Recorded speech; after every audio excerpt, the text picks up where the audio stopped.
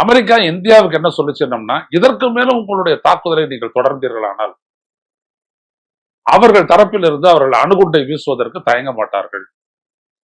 அது மிகப்பெரிய ஒரு உயிர் சேதத்தை ஏற்படுத்தும். அது தேவையற்றது. நாங்க கட்டுப்படுத்திக்கிறோம். இப்ப நீங்க எல்லா பயங்கரவாத முகாம்களை நீங்க முடிச்சு அழிச்சிட்டீங்க, போதும் அப்படின்னு அமெரிக்க தரப்பு சொன்னதாகவும் அது இந்திய தரப்பு ஏற்றுக்கொண்டதாகவும் தான் பேசப்படுகிறது.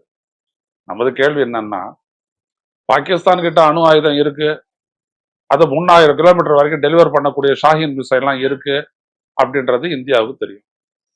அதே மாதிரி இந்தியா கிட்ட இருக்கக்கூடிய ஏவுகணைகளுடைய பலம் என்ன, அதுல வந்துட்டு எவ்வளவு அணு ஆயுத ஏவுகணைகள் அப்படின்றதெல்லாம் வந்துட்டு பாகிஸ்தானுக்கு தெரியும். இதெல்லாம் தெரிஞ்சதுக்கு அப்புறம் தானே இந்த போரே வந்துச்சு, இந்த தாக்குதல் நடவடிக்கையே நடத்தப்பட்டது. அப்ப திடீர்னு வந்துட்டு அவன் அணுகுண்டு வீசுவான்னு என்ன அர்த்தம்? அப்போ பாகிஸ்தானால அணுகுண்டு நம்ம மேல வீசப்படும் அப்படின்ற ஒரே காரணத்துக்காக இப்படிப்பட்ட எல்லை தாண்டிய பயங்கரவாதத்தை அவர்கள் ஊக்குவிப்பதையோ, இப்படிப்பட்ட தாக்குதலுக்கு வழி ஏற்படுத்தி கொடுப்பதையோ எதிர்காலத்தில் தொடர மாட்டார்கள் என்பதற்கு என்ன நிச்சயம்?